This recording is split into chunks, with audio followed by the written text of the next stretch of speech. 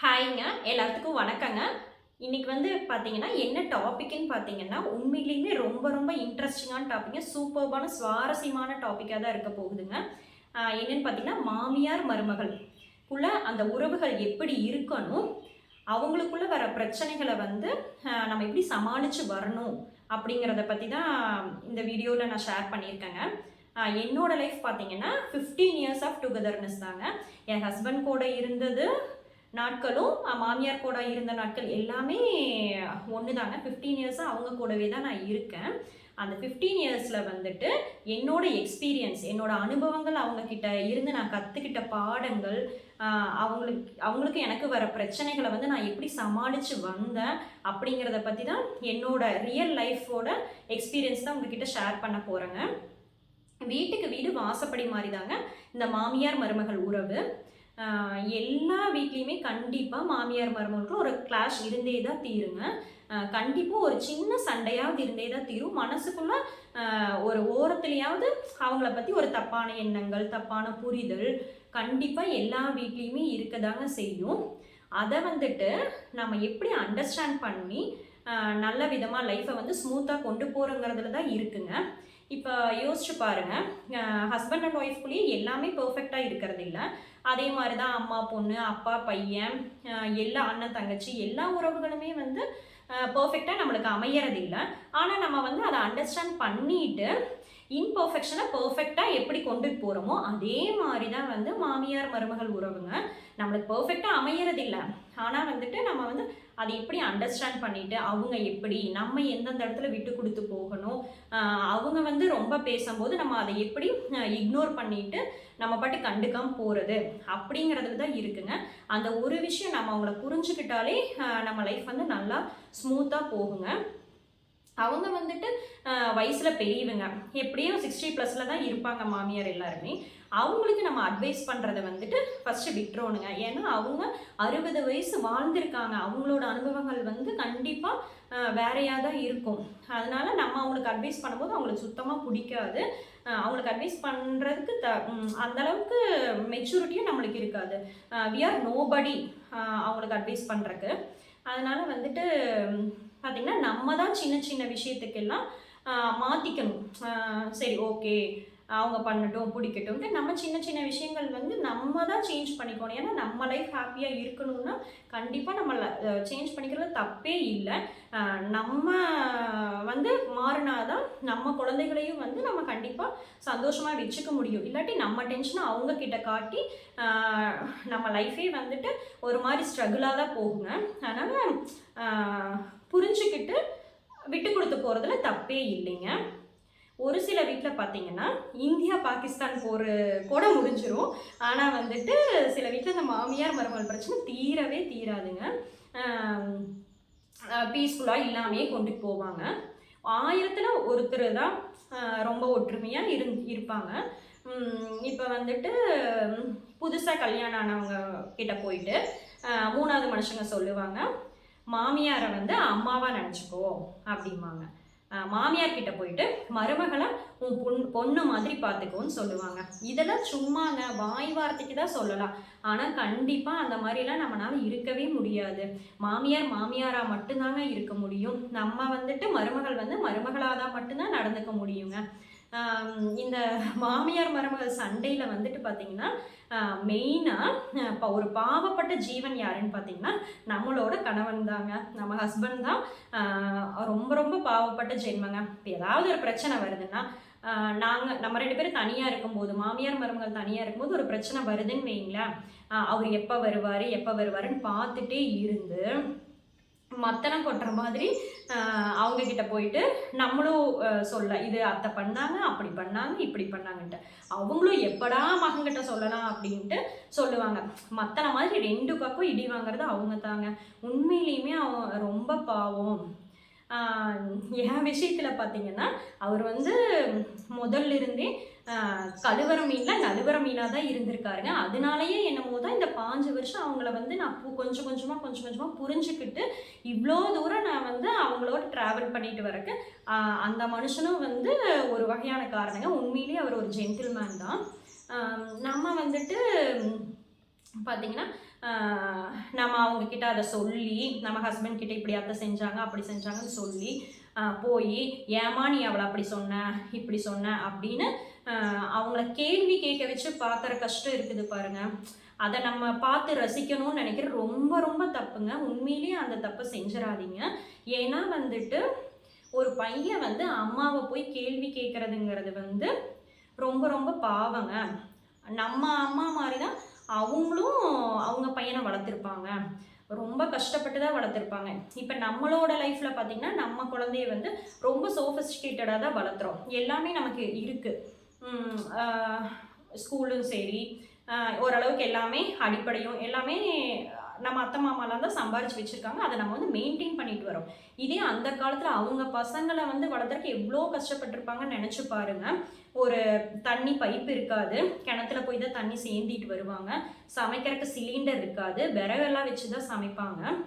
அப்படியெல்லாம் அவங்க கஷ்டப்பட்டு ஸ்கூலுக்கு தாட்டி விட்டு, இப்போ வந்து ஃபோன் இருக்குது, டிவி எல்லாம் இருக்குது, பார்க்கலாம். அப்போ வந்துட்டு அவங்க விளையாடுறத கண்காணிக்கணும், எங்கே போகிறாங்க எங்கே வராங்க இது எல்லாமே பார்த்துட்டு அவங்களும் வீட்டு வேலையெல்லாம் செஞ்சுட்டு தொழிலையும் பார்க்கணும், ஆடு மாடு இது எல்லாமே பார்க்கணும். அதனால் வந்து நம்ம காலகட்டத்தில் குழந்தைகளை வளர்த்துறத விட அவங்க ரொம்ப ரொம்ப கஷ்டப்பட்டு தான் வளர்த்திருக்காங்க. வேர்வையை சிந்தி வளர்க்கல. என்னை பொறுத்த வரைக்கும் அவங்கெல்லாம் வந்துட்டு ரத்தத்தை சிந்தி தான் நம்மளோட ஹஸ்பண்ட்ஸை வளர்த்திருக்காங்க. அதை மட்டும் நம்ம புரிஞ்சுக்கிட்டாலே கண்டிப்பாக நம்ம வந்துட்டு நம்ம ஹஸ்பண்ட் வந்து அத்தை வந்து திட்டணும், கேள்வி கேட்கணும் கண்டிப்பாக நினைக்க மாட்டோம். அப்படி ஒரு எண்ணத்தை மட்டும் தயவுசெய்து விட்டுருங்க. உண்மையிலையுமே உங்களுக்கு அப்படி தோணுச்சு, நம்ம எந்த தப்பும் பண்ணல, அவங்க தான் வந்து அதெல்லாம் பண்ணியிருக்காங்கன்னா ஓப்பனாக பேசுங்க. அவங்கக்கிட்ட ஓப்பனாக பேசுங்க. ஏனுங்க அத்தே, என்ன நான் தப்பு பண்ணினேன், நான் என்னென்னவெல்லாம் மாற்றிக்கணும், உங்களுக்கு பிடிச்ச மாதிரி நான் எப்படி மாறணும் அப்படின்னு கண்டிப்பாக கேட்டிங்கன்னா அவங்க மனசில் அந்த நான் எப்படி மாற்றிக்கணும்னு கேட்கும்போதே அவங்க மனசு கண்டிப்பாக உருகிருங்க. எத்தனை கோபம் இருந்தாலும் நம்ம அப்படி போய் கேட்கும்போது அவங்க வந்துட்டு எதுவுமே பேச மாட்டாங்க. அவங்க மேலே தப்பு இருந்தாலும் அவங்க வந்து அதை திருத்திக்கிறதுக்கு நம்ம கொடுக்குற பனிஷ்மெண்ட்டாக கூட இருக்கலாங்க. அதனால் வந்துட்டு நீங்கள் அப்படி கேட்டு பாருங்கள். உங்களை எனக்கு ஏன் என்னை பிடிக்கல உங்களுக்கு, நான் இன்னும் மாற்றிக்கணும் சொல்லுங்கள், நான் மாற்றிக்கிறேன் அப்படின்னு கேளுங்க. கண்டிப்பாக நான் 2 பேருக்குள்ளே இருக்கிற மிஸ் அண்டர்ஸ்டாண்டிங் கிளியர் ஆகும். ஒரு கப் காஃபி கொண்டு போய் கொடுத்தீங்கன்னா கூட உடனே பேசுவாங்க, உடனே செய்வாங்க. ஏன்னா அவங்களும் ஒரு மனசு உள்ளவங்க தான், அவங்களும் ஒரு பொண்ணு தான், நம்மளும் ஒரு பொண்ணு தான். அதனால் வந்துட்டு கண்டிப்பாக ஓப்பனாக பேசி பழகுங்க. ஓப்பனாக பேசும்போது கண்டிப்பாக எந்த பிரச்சனையாக இருந்தாலும் அது கிளியர் ஆகுங்க. 3வது மனுஷங்களை மட்டும் உள்ளே வந்து குமியடிக்கவே விட்டுறாதீங்க. அவங்களுக்கு அவங்க எப்படி நம்ம எப்படின்னு கண்டிப்பாக தெரியாது, அவங்க எப்படி வேணாலும் சொல்லுவாங்கன்னா. அந்த புதுசாக கல்யாணம் ஆகி வந்ததையுமே சண்டேன்னு பார்த்தீங்கன்னா மெயினாக கிச்சனில் தான் ஏற்படும். நான் அதை செய்யலை, இதை செஞ்சேன், அதில் உப்பெச்சு, நீ தண்ணியாட்ட வச்சிட்ட, அந்த மாதிரியெல்லாம் சொல்கிறது வந்து கிச்சனில் தாங்க மெயினாக சண்டையை ஆரம்பிக்கும். ஏன்னு பார்த்தீங்கன்னா அவங்க தான் இவ்வளோ நாளாக அந்த கிச்சனுக்கு ராணியாகவே இருந்திருப்பாங்க. அவங்களே ராஜா ராணிங்கும் போது நம்ம ஒரு பர்சன் உள்ளே நுழையும் போது அவங்களுக்கு வந்துட்டு கொஞ்சம் ஒரு மாதிரி கில்ட்டியாக தான் இருக்கும். என்ன இதை அங்கே சிந்துரா, நம்ம நீட்டாக வச்சுருக்கோம், உடனே துடைக்கிறோம், இப்படி கச்ச கச்சன்னு இருக்கே, அந்த மாதிரி எல்லாமே அவங்களால கொஞ்சம் ஏற்றுக்க முடியாத மாதிரி தான் இருக்கும். உப்பேச்சு, இந்த மாதிரி செய், அந்த மாதிரி செய், அப்போ தான் டேஸ்ட் வரும்னு சொன்னால் கண்டிப்பாக நம்ம அதை ஏற்றுக்கலாங்க, தப்பே இல்லை. ஏன்னா நம்ம வந்துட்டு நம்ம பிறந்த அம்மா அப்பா கிட்ட வந்து ஒரு 20 வருஷ வாழ்க்கை தான் அவங்கக்கிட்ட வாழ்ந்துருப்போம். அதுக்கப்புறம் அந்த வாழ்க்கை பாடமே வந்துட்டு நம்மளுக்கு அந்த 22 23 வருஷம் கல்யாணத்துக்கு அப்புறம் தான் ஆரம்பிக்குது. நம்ம கற்றுக்கிறது நிறையா இருக்குங்க. அதனால் வந்துட்டு அவங்க சொல்கிறத கேட்கலாம். கேட்டால் தான் நம்ம வந்து இந்த தப்பை அன்னைக்கு பண்ணணும், புளி எச்சா ஊற்றணும், அதை அத்தை சொன்னாங்க, இன்னி கரெக்டாக ஊற்றணும் அப்படிங்கிற அந்த மைண்ட் தாட் வரும். அதனால் அவங்க சொல்லும் போது நம்ம கற்றுக்கிறது தப்பே இல்லைங்க. ஒரு எக்ஸாம்பிளுக்கு பார்த்தீங்கன்னா நான் கல்யாணம் ஆகி வந்துட்டு ஒரே வாரத்தில் ஒரு கண்டோலன்ஸ்க்கு மாமா அத்தை போக வேண்டியதாக போச்சு. கீரை வந்து செஞ்சிருன்னு சொல்லிட்டு போனாங்க, கீரை கடைஞ்சிருன்னு சொன்னாங்க. எனக்கு கீரை கடைன்னா என்னன்னே தெரியாது. பார்த்தீங்கன்னா அப்போ ஃபோன் இல்லை, யூடியூப்பு அதெல்லாம் எதுவுமே இல்லை, பட்டன் ஃபோன் தான். ஜஸ்ட் அம்மாவுக்கு ஒரு ஃபோன் பண்ணி எப்படின்னு கேட்டுட்டு நானாக தான் செஞ்சேன். உப்பு மட்டும் உப்பு நல்லாவே எச்சா இருந்தது. கண்டிப்பாக அது யாராலையும் சாப்பிட்ருக்க முடியாது. ஆனால் அத்தை மாமா வந்துட்டு சாப்பிட்டு உப்பு மட்டும் லைட்டாக எச்சா இருக்குது, அடுத்த டைம் வந்து கம்மியாக போட்டுக்கோ, பரவாயில்ல அப்படின்னு தான் சொன்னாங்க. அதனால வந்துட்டு நான் அது செய்யங்காட்டி தான் ப்ராக்டிஸ் மேக்ஸ் மேன்ஸ் பர்ஃபெக்ட் அப்படின்னு சொல்லுவாங்க. ப்ராக்டிஸ் பண்ண தான் நம்மளுக்கு கண்டிப்பாக வரும். இதே எனக்கு தெரியாது அப்படின்னு நான் சொல்லியிருந்தேன்னா கண்டிப்பாக கற்றுக்கவே முடியாது. நம்ம கற்றுக்க தான் நம்ம அறிவு வளரும். அதனால வந்துட்டு தெரியாதுன்னு மட்டும் நீங்கள் ப்ளர்ராக இருக்க வேண்டாம். ட்ரை பண்ணி பாருங்கள், அவங்க சொல்கிறத கேளுங்க. அவங்க ஒரு அனுபவம் அவங்களுக்கு இருக்குது. அந்த அனுபவத்தை வந்து நம்மக்கிட்ட சொல்லும் போது நம்ம அதை கற்றுக்கிற பாடமாக எடுத்துக்கலாமோ ஒழிஞ்சு அதை தயவுசெய்து தப்பாக எடுத்துக்காதீங்க. நம்ம லைஃபுக்கு அது ஏதாவது ஒரு வகையில் நம்ம குழந்தைகளுக்கு அவங்க சொல்லித்தர பாடம் கண்டிப்பாக யூஸ் ஆகும். அப்புறம் பார்த்திங்கன்னா அவங்க வந்து ஃப்ரீயாக இருக்கும்போது நம்ம போய் நம்ம மனசு விட்டு பேசலாம். நீங்கள் வந்து எந்த ஊரில் படிச்சீங்க, எந்த ஸ்கூலுக்கு போனீங்க, உங்கள் அம்மா அப்பாலாம் எப்படி, நீங்கள் அந்த காலத்தில் எப்படி வாழ்ந்தீங்க, அந்த மாதிரி அவங்கக்கிட்ட வந்துட்டு பழசெல்லாம் மலரும் நினைவுகளை எல்லாம் நீங்கள் பேசும்போது நம்மக்கிட்ட அவங்க அதை ஓப்பனாக சொல்லும்போது உண்மையிலே அவங்க மனசில் இருக்கிற பாரம் குறையும். நம்ம மேலே வந்து இன்னும் நல்லா அண்டர்ஸ்டாண்டிங் வரும். நம்மளை தப்பாகவே நினைக்க தோணாது. அவங்களோட பழைய நினைவுகளை எல்லாம் ஞாபகப்படுத்தி சொல்லும் போது நாங்களாம் இப்படி வாழ்ந்தோம், நாங்கள் அக்கா தங்கச்சியெல்லாம் இவ்வளோ ஒற்றுமையாக இருந்தோம், அதெல்லாம் சொல்லும் போது உண்மையிலேயே அவங்களுக்கு ஒரு புத்துணர்ச்சி வரும். அதை நம்ம கேட்கும்போது கண்டிப்பாக நம்ம மேலே அவங்களுக்கு ஒரு நல்ல அபிப்பிராயம் தான் வரும். சைக்காலஜிக்கெலாம் அவங்கள வந்து அப்ரோச் பண்ணுங்க. பழைய நினைவுகள்லாம் பேசுனீங்கன்னா கண்டிப்பாக அவங்களுக்கு ஒரு நல்ல மைண்ட் தாட் நம்ம மேலே ஒரு நல்ல அபிப்பிராயம் இருக்கும். அப்புறம் வந்துட்டு பார்த்திங்கன்னா நம்ம ஷாப்பிங்கெல்லாம் போகும்போது அவங்கள கூட்டிகிட்டு போல தப்பே இல்லை. ஏன்னா நம்ம அவங்க வந்துட்டு கஷ்டப்பட்டு தானே வாழ்ந்தாங்க. அப்போல்லாம் ட்ரெஸ் எல்லாம் வந்துட்டு தீபாவளி டு தீபாவளிக்கு தான் எடுப்பாங்க. நம்மளை மாதிரி இப்போ வாரத்தில் 2 நாள்லாம் கடைக்கு போகவே மாட்டாங்க. ஏன்னா அவங்கள பசங்களை படிக்க வைக்கணும், அவங்கள பெரிய ஆளாக்கணும், நம்ம பையன் நல்லா இருக்கணும், நம்ம குழந்தை குட்டியை நல்லா இருக்கணும்ன்ட்டு அவங்க வந்து ரொம்பவே நம்மளுக்காக சாக்ரிஃபைஸ் பண்ணிட்டு தான் வாழ்ந்தாங்க. அதை நம்ம புரிஞ்சுட்டு அவங்கள நம்ம ஷாப்பிங் போகும்போது வாங்க போகலாம் அப்படின்னு கூட்டிகிட்டு போய் சந்தோஷப்படுத்துறதுல தப்பே இல்லை.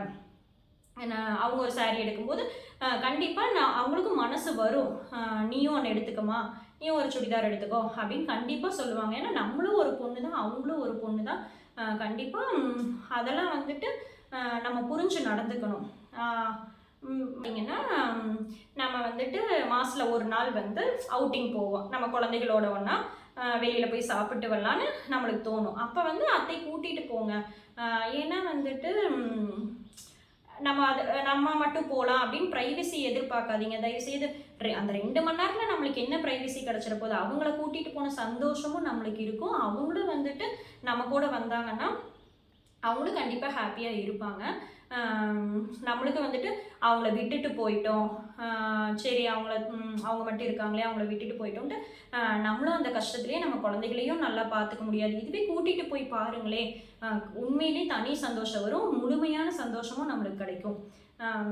அது ஒரு சில வீட்டில் வந்துட்டு எதுக்கு ஹோட்டல் எல்லாம் போய் சாப்பிட்றீங்க, அவுட்டிங் போகிறீங்க, சும்மா எதுக்கு போகிறீங்கன்னு சொல்லுவாங்க. அது கண்டிப்பாக நல்லது தாங்க. ஏன்னா மாதத்தில் ஒரு நாள் போனால் தப்பில்லை. இதே வாரம் மாதத்தில் 4 நாள் போனால் நம்ம பேக்கெட் மணியும் செலவாகும், கஷ்டப்பட்டு சம்பாதிக்கிறதும் வீணாக செலவு பண்ணுற மாதிரி தோணும். அப்புறம் ஹெல்த்து நம்ம ஹெல்த்து தான் கெடுதுங்க. அதை அவங்க சொல்கிறத வந்து நம்ம புரிஞ்சுக்கணும். ஏன் போக வேண்டாம்னு சொல்கிறாங்கன்னா பேக்கெட் மணி ப்ளஸ் ஹெல்த் ரெண்டுமே வந்து அஃபெக்ட் ஆகுது, நம்ம உடம்ப நம்மளே கெடுத்துக்கிறோம். அதனால் வந்துட்டு அவங்க சொல்கிறதுல ஒரு மீனிங் கண்டிப்பாக இருக்கும். அதனால் வந்துட்டு அவங்க சொல்கிறது கேட்குறதுல தப்பே இல்லை. பார்த்தீங்கன்னா நம்ம குழந்தைகளை வந்துட்டு அவங்கக்கிட்ட விட்டு பழகுனீங்கன்னா தான் அவங்க வந்து அவங்க காலத்து விஷயங்கள் எல்லாத்தையும் நம்ம குழந்தைகிட்ட சொல்லுவாங்க. அந்த மாதிரி நாங்கள் வாழ்ந்தோம், இப்படியெல்லாம் கஷ்டப்பட்டோம், அதனால வந்து நீங்களே சொந்த காலில் நில்லுங்க. பணத்தினோட அருமையெல்லாம் அவங்க வந்து கண்டிப்பாக நம்ம குழந்தைகளுக்கு சொல்லி கொடுப்பாங்க. இப்போ ஒரு எக்ஸாம்பிளுக்கு பார்த்தீங்கன்னா, இப்போது எங்கள் வீட்டில் பாப்பாவே எதையாவது ஃபைலு ப்ரோக்ரஸ் ரிப்போர்ட் எல்லாம் எங்கேயாவது வச்சிருவா. என்கிட்ட வந்து இதை காணோம் அதை காணோம்னு சொல்லும்போது நான் வந்து டென்ஷனில் திட்டுவேன். அதை கூட உன்னால் உருப்படியாக வைக்க முடியாதா, ஞாபகமாக வச்சுக்க மாட்டியா அப்படின்ட்டு. ஆனால் அவங்க உடனே எங்கள் அத்தை வந்து உடனே அதெல்லாம் வந்து உண்மையிலேயுமே எங்கள் அத்தை பார்த்து நான் பிரமிச்ச விஷயம்னு கூட சொல்லலாங்க. உடனே வந்துட்டு ஐயோ பேத்தி வந்து இதை காணோன்னு சொல்கிறாளே, முக்கியமானது. காணுங்கிறாளே வீரப்பா, கண்டிப்பாக இந்த ப்ரோக்ரஸ் ரிப்போர்ட் கிடச்சிருச்சுன்னா உனக்கு 100 ரூபா உண்டியலில் போடுறேன்னு சொல்லிட்டு அந்த விடாமுயற்சியாக தேடுவாங்க பார்த்தீங்களா, அதில் தான் உண்மையிலேயே அவங்க ஹார்ட்ஸ் ஆஃப்ங்க. விடாமுயற்சியாக தேடி அந்த குழந்தையோட சந்தோஷத்தை அவங்க கொடுப்பாங்க பாருங்க.